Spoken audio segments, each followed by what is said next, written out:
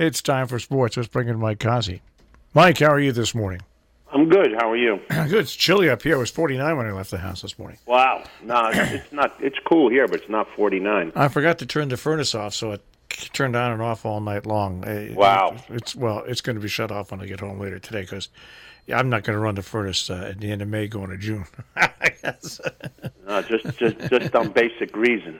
That's it. Hey, this is an interesting story. And remember the Giants defensive back that they drafted who got shot in a drive-by? He's already back at practice. Corey Ballantyne participated in the team drills. And his friend was killed in the incident.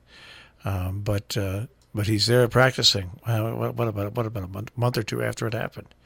Pretty amazing. That's a good story for him. Good story for him. All right. Where do you want to go in sports? Yeah, I was watching a portion of the Yankee game last night. You mean the rain-soaked Yankee game? Once again, what is going on there? I mean, if you looked at the radar and you saw there were tornado warnings for just to the west of New York, north and west of New York. Okay, and they played the game through the rain, and you could see the rain affected the game because the Yankees were trailing 5-1, and in the midst of that rain, in an eighth inning rally, they closed it to 5-4. What is it with? Are they afraid to do more doubleheaders and stuff? I don't know. I know in high school ball that when you see lightning, you have to stop for 40 minutes. Yeah. And it's not only because of aluminum bats; it's because of spikes. But you don't have to do that in the major leagues. Hey, it's amazing.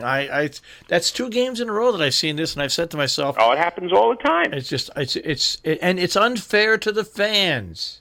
Well, they don't care about the fans. Yeah. Once you pay for that ticket, they couldn't care less about you. Well, and if anybody thinks otherwise, you have another thing coming. They don't care about anything except ticket sales. They don't care who shows up, who doesn't show up, and once you show up, they'll keep that game going because they'll make it go 5-6 hours because this way you have to buy something to eat or drink because eventually you're going to get hungry. It's an absolute joke. Major League Baseball is a joke when it comes to this weather stuff. All right. Well, I was thinking of you, and as a matter of fact, I was going to call you and say, "Can you believe this is happening again?" Yeah, it's totally mismanaged. It's a joke, and it happens regular season. It happens playoffs. I remember one World Series game way back when Tommy John was pitching for the Yankees and they were playing the Phillies, and they played an entire 9-inning game in the rain. World Series game, because the Phillies had artificial turf at that time. They just kept going with it. When the ball was hitting the ground, it was spitting up water when it was rolling. That's a World Series game. You got to be kidding me.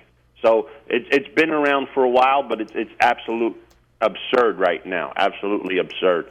But the Yankees lost last night to San Diego 5-4. Maybe somehow they'll figure a way to protest and say it was the rain's fault. Who knows? But they lost that game yesterday. And the Mets, it must be Armageddon. The Mets beat the Dodgers yesterday 7-3. And not only did the Mets beat the Dodgers 7-3, their best pitcher won the game. Talk about bizarro world. Steven Matz. Steven Matz is the Mets' most productive pitcher right now.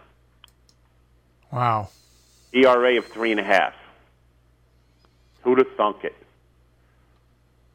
The Mets, everybody. There's only like 3 guys on the Mets, 3 players. 3 players, not pitchers, that would be pretty much untouchable right now. The Mets need to make a lot of moves. A lot of moves. But we'll see what happens. All right. Now, I have a question that a listener wants to ask you. Where are you, in a cave? I tried to find the answer and I couldn't find it. Clara says, "Good morning, Marshall. I have a trivia question for Mike. Uh-oh. Who is the only major league player who got a hit for 2 different teams on the same day?" Had to be somebody that was traded in between a doubleheader. I remember hearing it, but I don't remember the person. I know, either do I. I just tried to Google it. It's not even on Google. So, Clara, send us the answer so I can tell Mike. I remember somebody traded between games. Yeah. Well, hopefully Clara will send us the answer. Yeah, so we she should have sent it when she sent the question. I think she wants to put us out on the limb. That's all. Well, we admit defeat. All right. So we did the Yankees and Mets. Where else do we want to go? I don't know. When they play hockey tonight? Pretty much it, right? Yeah, they play hockey tonight? I don't think so. I don't think they play until let me see. They played Monday. They may play tonight. Let me look real quick here. Come on, computer. Get the squirrel running again. Man, I got so many mosquito bites. They play tonight. Today is Wednesday, correct? Yeah. They play tonight at 8 o'clock. There you go. And then the next game is Saturday. Unlike the NBA, who takes a week and a half off. I know. They don't play till what? I don't think they play till September, actually. That's where it's going. And I'm tired. What's all this stuff going on with the Lakers? It's the Lakers. Can you imagine this? Here's the NBA, okay? The National Basketball Association. The two Tiffany franchises of that league over the years ago, which really held the league together, were the Lakers and the Knicks. And they now both stink. That's a problem for the NBA. That's a problem for the NBA. Your two biggest markets. I got your answer, Joe Youngblood. Joe Youngblood, all right. Joel Youngblood. Traded between. I knew he was traded. I knew who he was traded to, but I didn't realize he got the hits between the Mets and the Reds. There you go, Joel Youngblood. All right. Anyway, so what do we get for that? I think we just get a pat on the back. I get another couple of mosquito bites. That's about it. I got to find this mosquito. I'm going to be like Elmer Fudd going through the house with a shotgun trying to kill this mosquito. Where you quazy mosquito? There you go. All right, I guess we're done here. Maybe he got traded to Montreal. I'm not sure. I know he got traded. I thought it was the Reds. Could be somebody else. Now that I'm thinking about it. Yeah, I'm looking forward to the hockey tonight. I think the second part 2 of 4 with the sweep takes place tonight. Well, it's probably going to be a shutout game. Oh, I'm not predicting a shutout. I'm not. I mean, come on.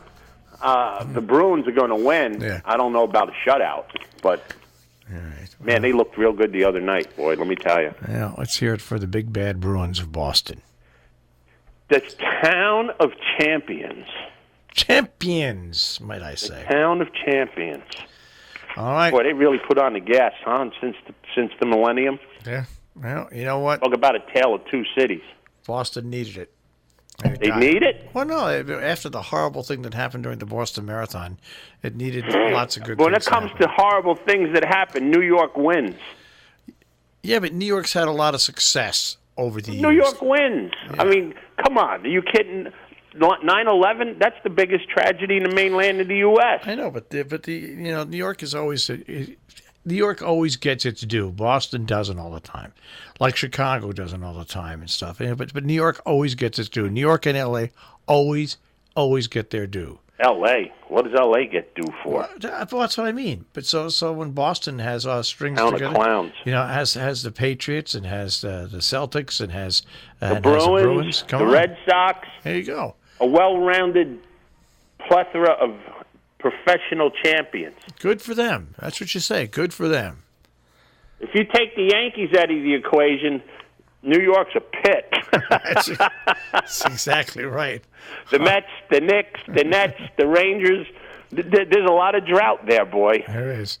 All right, there. I will speak to you tomorrow. 25 years since the Rangers won a Stanley Cup. Hopefully it won't be 25 more. Well, I don't think we'll see it in our lifetimes. Let's put it that way. All right, I'll speak to you tomorrow. Have a great day, guys. Bye-bye. Mike Cozzi with the Check on Sports.